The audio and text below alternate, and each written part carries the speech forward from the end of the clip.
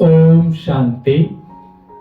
आज 18 जनवरी है, पिता श्री ब्रह्मा बाबा का स्मृति दिवस।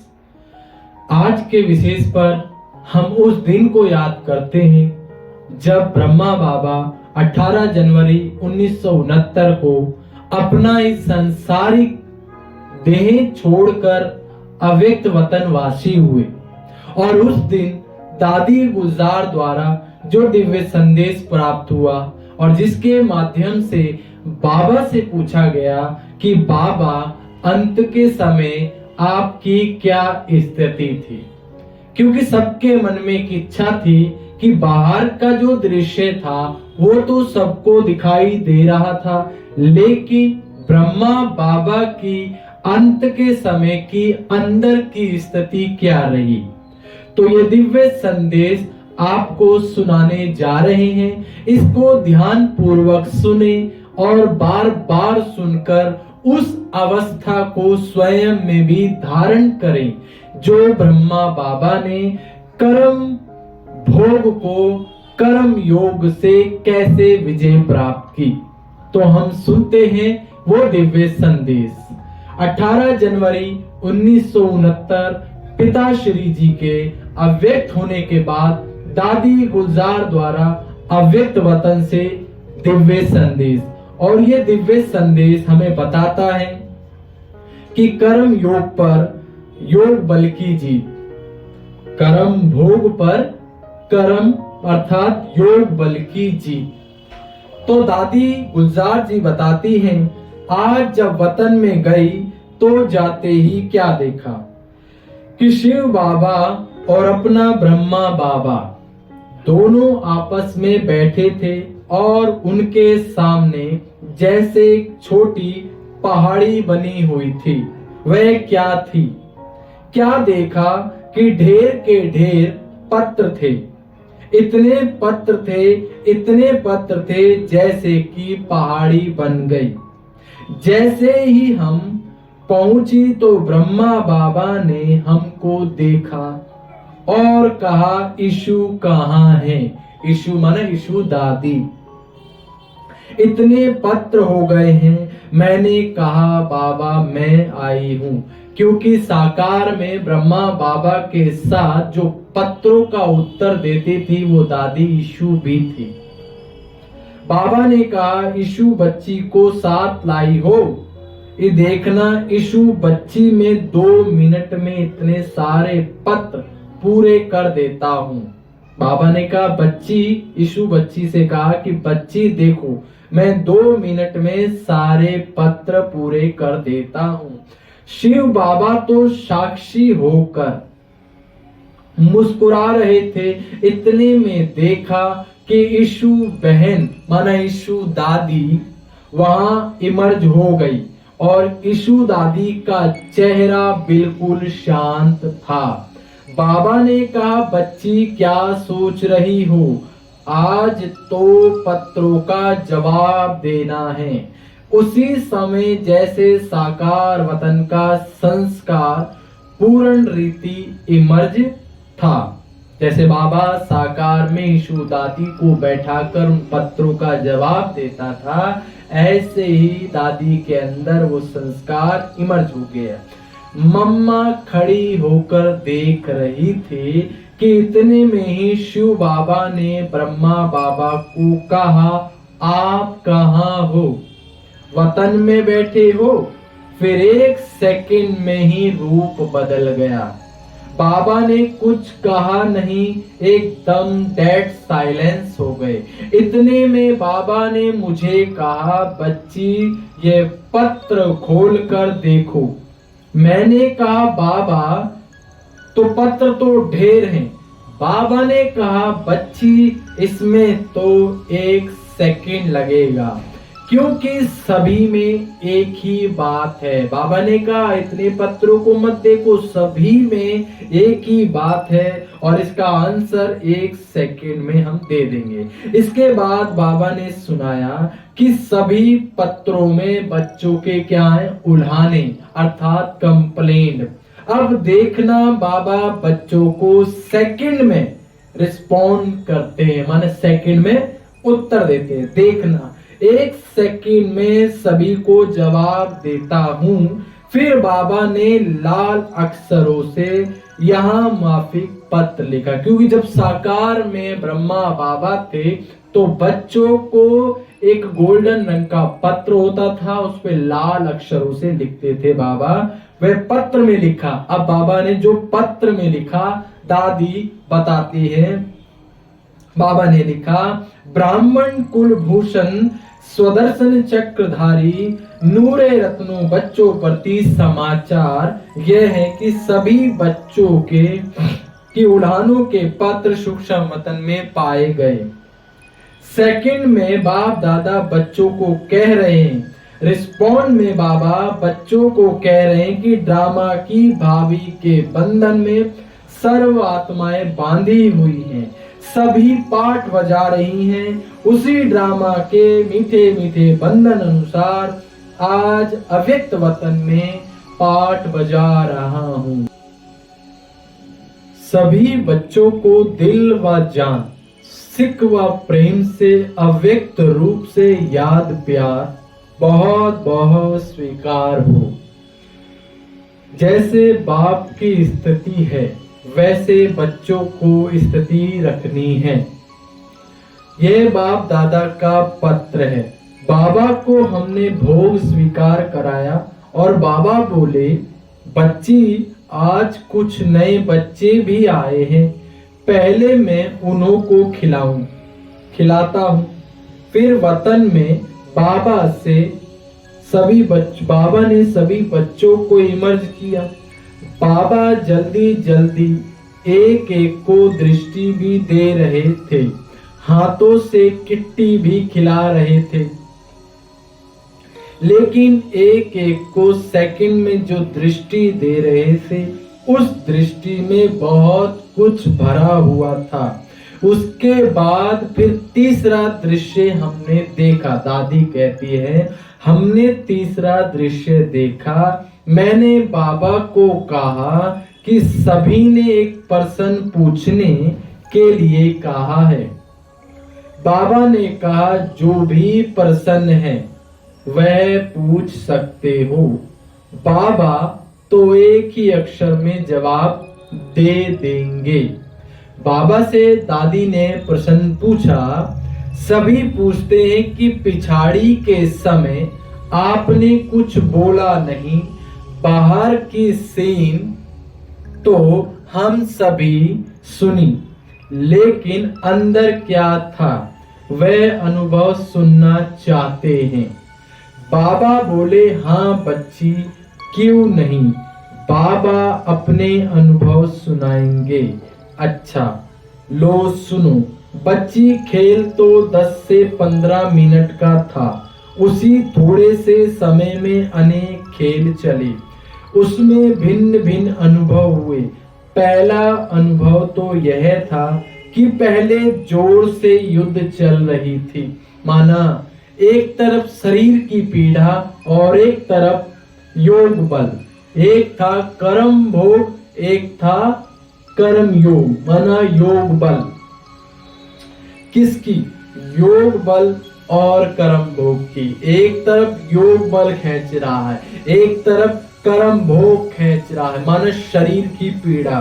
बाबा ने कहा, कर्म भोग भी फुल फोर्स में अपनी तरफ खींच रहा था और योग बल भी फुल फोर्स में अपनी तरफ खींच रहा था। ऐसा अनुभव हो रहा था। जो भी शरीर के हिसाब किताब रहे हुए थे वे फट से योग अग्नि में भस्म हो रहे हैं और मैं साक्षी होकर देख रहा हूँ। साक्षी बाबा अपने आप को 5 तत्वों से न्यारा कर कर देख रहे थे। जैसे अखाड़े में बैठे बैठे मल युद्ध देखते हैं, माना कुश्ती रेसलिंग। मतलब तो दोनों का फोर्स पूरा ही था। कुछ समय बाद कर्म भोग अर्थात दर्द बिल्कुल निर्बल हो गया, बिल्कुल दर्द गुम हो गया। ऐसे अनुभव हो रहा था कि आखिरी में योग बल ने कर्म भोग पर जीत पाली। उस समय 3 बातें साथ चल रही थी जब ये लीला चल रही थी। कौन सी? कर्म भोग की और योग बल की। कर्म भोग पर जीत पाली। उस समय 3 बातें साथ साथ चल रही थी। वे कौन सी? एक तरफ तो बाबा से बातें कर रहा था कि बाबा आप हमें अपने पास बुला रहे हो, और दूसरी तरफ यूं तो कोई खास बच्चों की स्मृति नहीं, लेकिन सभी बच्चों के स्नेह की याद शुद्ध मोह के रूप में थी। बाकी शुद्ध मोह की रग व संकल्प की छुट्टी नहीं ली, वह और कोई भी संकल्प नहीं था। और तीसरी तरफ यह अनुभव हो रहा था कि कैसे शरीर से आत्मा निकल रही है। कर्मातीत न्यारी अवस्था जो बाबा ने पहले मुरली भी चलाई कि कैसे भां भां होकर सन्नाटा हो जाता है। अर्थात आत्मा जब शरीर को छोड़ती है तो उसका जो 5 तत्वों के शरीर के साथ अटैचमेंट हो गया वो तो धीरे धीरे उसको छोड़ती चली जाती है और लास्ट में एकदम सन्नाटा हो जाता है। वैसे ही बिल्कुल डेड साइलेंस का अनुभव हो रहा था, अर्थात गहन शांति का। देख रहा था कि कैसे एक एक अंग से आत्मा अपनी शक्ति छुड़ाती जा रही है। तो कर्मातीत अवस्था का और मृत्यु क्या चीज है, ये अनुभव हो रहा था और ये मेरा अनुभव है। बाबा कहते हैं बच्ची ये मेरा अनुभव है। फिर हमने बाबा को कहा, बाबा, दादी ने कहा बाबा सभी बच्चे कहते अगर सभी सामने होते तो बाबा को रोक लेते। तो बाबा ने कहा बच्ची रोक लेते तो ये ड्रामा कैसे होता। हमने कहा बाबा ये सीन जैसे अब तो आर्टिफिशियल लग रही है, माने यकीन ही नहीं हो रहा है कि बाबा अपने ये देह को छोड़ दिया है, रियल ड्रामा नहीं लगता। बाबा ने कहा बच्ची यह स्नेह की मीठी तार, माना प्यार तार जुटी होने के कारण तुमको अंत तक वंडर देखने में आएगा। और अब भी संबंध तो है, क्योंकि बाबा व्यक्त होने के बाद भी लाखों आत्माओं को अनुभव कराया कि मेरे बच्चों मैं तो तुम्हारे आस पास हूँ। इसलिए गीत भी बना हुआ है कि तुम तो यहीं कहीं बाबा मेरे आस पास हो। तो बाबा ने कहा तुमको अंत तक ये वंडर देखने आएगा, अब भी तो संबंध है। बल साकार रथ गया है लेकिन ब्रह्मा के रूप में अव्यक्त पाठ बजा रहे हैं। बाबा ने कहा है वस्त्र बदला है, घर बदला है, लेकिन पाठ तो बजा रहे हैं। बाबा ने कहा मैं भी कभी कभी साकार वतन में चला जाता हूँ और ये अनेक आत्माओं को अनुभव है।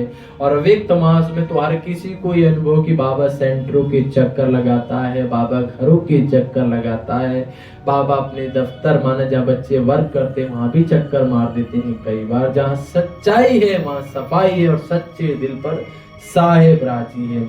फिर शिव बाबा पूछते हैं कि कहाँ बैठे हो, क्योंकि बाबा बीच बीच में गुम हो जाते होंगे कि बच्चे को नीचे की आदत नीचे चले जाते होंगे। तो बाबा कहते हैं बच्चे ब्रह्मा बाबा से कहते कहाँ बैठे हो।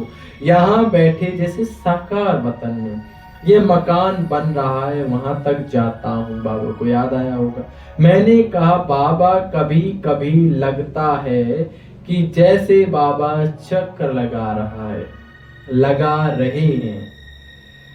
बाबा ने कहा मैं चक्कर लगाता हूँ और ये मधुबन निवासी भाई बहनों को बहुत अनुभव हुआ है कि बाबा आज भी वतन से आकर मधुबन के चारों ओर चक्कर लगाता है। कई बड़ी बड़ी बहनों को सेंटरों पर अनुभव कि बाबा चक्कर लगाता है, घरों पर आता है। तो मैं चक्कर लगाता हूँ, बाबा कहते हैं, तो ये वह भासना तो बच्चों को आएगी ही, मतलब तो रूरियान हो रही थी। फिर बाबा ने एक दृश्य दिखाया। अब बाबा एक चित्र दिखाते, फिर उसकी गहराई बताएंगे कि एक चक्र के अंदर बहुत चक्र दिखाई दिए। एक चक्र है, फिर उसके अंदर अनेक चक्र हैं।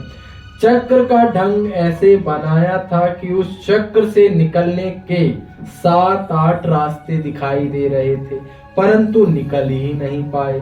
सिर्फ ब्रह्मा बाबा का यह दिखाया कि ये चक्र में चलते चलते पॉइंट अर्थात 0 पर खड़े हो गए, कि चलते चलते वो चक्र पर आ गए, निकले नहीं। बाबा ने समझाया ये ड्रामा का बंधन है। अब यहाँ बाबा कह रहे कोई कितना भी पुरुषार्थ करता है, मन संपूर्णता को प्राप्त करता है, लेकिन इस देह रूपी संसार में आपको पाठ बजाना ही पड़ता है। इस मीठे बंधन से कोई छूट नहीं सकता, जिसको बाबा कई बार मुरलियों में कहते कि मोक्ष किसी को नहीं मिलता, एक न एक दिन उसको इस धरती पर अपना पाठ बजाना ही पड़ता है।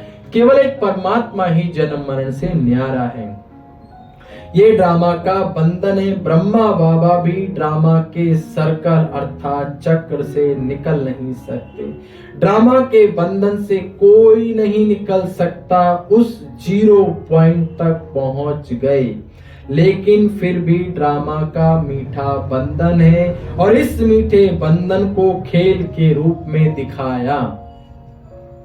फिर मिश्री बादाम बाबा ने खिलाई। क्या खिलाया बाबा ने? दादी कहती है कि मिश्री बादाम खिलाई, छुट्टी दी और बोला बच्चे जाओ, टाइम हो गया।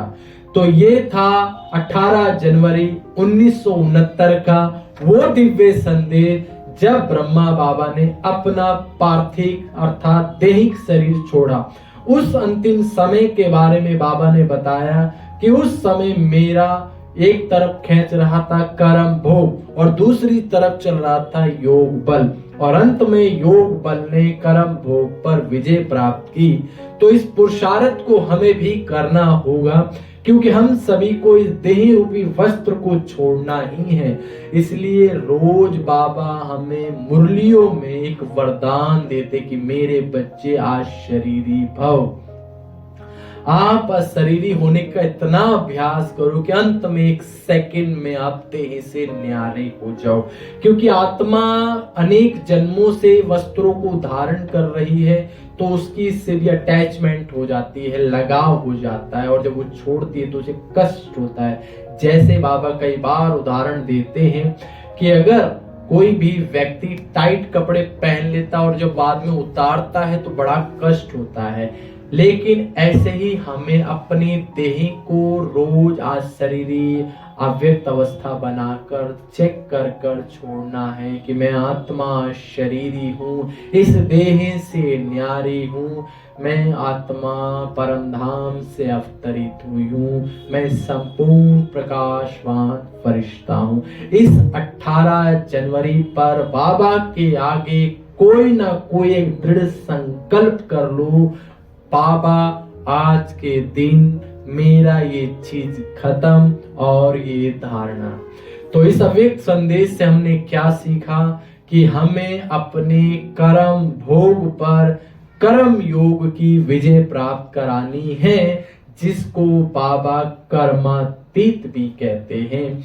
तो ऐसे प्यारे ब्रह्मा बाबा के लिए 18 जनवरी पर विशेष दिल एक बात गाता है, उस बात को ध्यान से सुने समझे, क्योंकि हम सभी को ब्रह्मा बाप समान बनकर एक एग्जाम्पल बनना है। क्योंकि आज हर एक ब्राह्मण बाप जैसा अर्थात ब्रह्मा बाबा जैसा बनना चाहता है, और वो तभी बन पाएगा जब उसके नक्शे कदम अर्थात जिसको कहते हैं कदम फुट स्टेप अर्थात कदम पे कदम रखना। बाबा ने एक बार कहा कि बच्चे क्या तुम्हें नकल भी करना नहीं आता है? और दुनिया में भी कहते हैं कि नकल के लिए चाहिए अकल। इसलिए बाबा को फॉलो करने के लिए बाबा के बारे में पढ़े, बाबा के बारे में समझे कि बाबा ने हर सिचुएशन में हर परिस्थिति में अपने आप को कैसे निखारा। क्योंकि दुनिया में भी कहते हैं कि कोई भी व्यक्ति महान नहीं होता और कोई भी संघर्ष के बिना महान नहीं होता। जब तक ना पड़े पत्थर पर हथौड़ी की चोट, वो पत्थर भी भगवान नहीं होता। यदि आपको सूर्यवंशी बनना है तो सूर्य जैसा चलना होगा, अर्थात जलना होगा। इसलिए ब्रह्मा बाबा के लिए इस 18 जनवरी मास पर एक छोटी सी कविता है, उसको ध्यान पूर्वक सुने और अपने अंदर एक दृढ़ संकल्प कर ले कि मुझे बाप जैसा बनना है। आई डोंट कंपैरिजन एनीबॉडीज, अर्थात मुझे किसी से तुलना नहीं करनी है। आई इम्प्रूव माई सेल्फ, मुझे अपने आप को बेहतर करना है। जिसको बाबा बार बार कहते हैं कि स्व परिवर्तन ही विश्व परिवर्तन का आधार है। और फिर बाबा के लिए एक विशेष है कि ये छोटी सी कविता डेडिकेट 18 जनवरी पर ब्रह्मा बाबा के प्रति है। हे आदि पिता ब्रह्मा बाबा, हे आदि पिता ब्रह्मा बाबा, मीठे मीठे बच्चे कहकर हमको इतना प्यार दिया। कांटों का ये जीवन तूने पल भर में सवार दिया। धरती सा धीरज दिया, दिल विशाल गगन तुम्हारा। हे महाभाव ब्रह्मा बाबा, सत सत नमन हमारा। दिव्य गुणों की मूर्ति, दिव्य गुणों की मूर्ति, शक्ति के भंडार तुम। नवयुग के निर्माता, मानवता के अवतार तुम। सादगी और सुंदरता का दर्पण था जीवन तुम्हारा। सादगी और दिव्य सुंदरता का दर्पण जीवन था तुम्हारा। हे आदि पिता ब्रह्मा बाबा, शत शत नमन हमारा। तूफानों को तोहफा समझ हंसते हंसते पार किया। तूफानों को तोहफा समझ हंसते हंसते पार किया। मानवता के दानव को ज्ञान योग से मार दिया। बोल आपके फूल जैसे गुणवान था जीवन तुम्हारा। हे रूहानी बाबा, हे रूहानी बाग के माली, सत सत नमन हमारा। वंदे मातरम कहकर तूने नारी को सम्मान दिया। वंदे मातरम कहकर तूने नारी को सम्मान दिया। हे नारी तू नारायणी है, इतना ऊंचा मान दिया। ऊंचा उठाया गिरे को उठाया, ऊंचा उठाया गिरे हुए को उठाया। अवर्णीय कर्म तुम्हारा, अर्थात जो भुलाए नहीं भूल सकता। हे पुरुषोत्तम ब्रह्मा बाबा, सत सत नमन हमारा। त्याग तपस्या सेवा तूने खुद करके सिखलाई। त्याग तपस्या सेवा तूने खुद करके है सिखलाई। ज्ञान योग की ज्योति से सबकी ज्योत जगाई। प्रभु के रंग में रंग डाला, प्रभु के रंग में रंग डाला। अपना तन मन सारा, हे मुरलीधर ब्रह्मा बाबा, सत सत नमन हमारा। 18 जनवरी को पूरे किए अध्याय गीता के 18 जनवरी को पूरे किए अध्याय गीता के 18। लेकर विदाई फिर बच्चों से बाबा वतन पधारा। सेवा का फिर साधन बन गया फरिश्ता रूप तुम्हारा। सेवा का साधन बन गया फरिश्ता रूप तुम्हारा। हे व्यक्त वतनवासी ब्रह्मा बाबा, सत सत नमन हमारा। देख के तेरी सुंदर छवि, देख के तेरी सुंदर छवि, मन कितना बन गए कितने लोग कवि। क्या देख कर तेरी सुंदर छवि, कितने लोग बन गए कवि। ना लिखी न लिख पाएंगे शब्दों में महिमा कभी। भक्त दीवाने भगवान के, कितनी सुंदर बात है कि भक्त दीवाने भगवान के, भगवान दीवाना तुम्हारा। हे मानव ब्रह्मा बाबा, सत सत नमन हमारा, सत नमन हमारा। इस 18 जनवरी को बाबा से एक वायदा कर ले कि बाबा ने हमेशा कहा कि मेरे बच्चे समय कम है, गफलत मत करो। ओम शांति। आपको दिव्य संदेश कैसा लगा आप अपने कमेंट के माध्यम से हमें अवश्य बताएं। बाकी इस चैनल को सब्सक्राइब करें, लाइक करें और सबसे बड़ी बात, इस दिव्य संदेश को सभी ब्राह्मण परिवार के साथ साथ और आत्माओं को भी और लोगों को भी शेयर करें, जिससे ब्रह्मा बाबा की एक क्वालिटी कि कर्म भोग पर योग बल की जीत कैसे हुई, इस पुरुषार्थ को शेयर करें और अपने आप में उमंग उत्साह बनाए रखें और एक संकल्प करें कि मुझे ब्रह्मा बाप समान बनना है, क्योंकि बाबा हमेशा कहता था कि जैसा कर्म हम करेंगे हमें देखकर और करेंगे। इसलिए स्व परिवर्तन ही विश्व परिवर्तन है। बाकी आप इस चैनल को सब्सक्राइब करें, लाइक करें, कमेंट करें। ओम शांति। जाते जाते एक ही बात कहेंगे, जो ब्रह्मा बाबा साकार में थे तब बाबा पीपल के पेड़ के पास खड़े होकर अपना व्हाइट रंग का रुमाल निकालकर सभी बच्चों को एक ही बात कहते थे कि बच्चे फिर मिलेंगे, अर्थात कम सून गो सून, जल्दी आओ जल्दी जाओ, क्योंकि तुम एक बादल हो, सागर से भरो और जाकर बरसो। ओम शांति शांति शांति। थैंक यू बाबा, थैंक यू बाबा, साथ रास्ते साफ।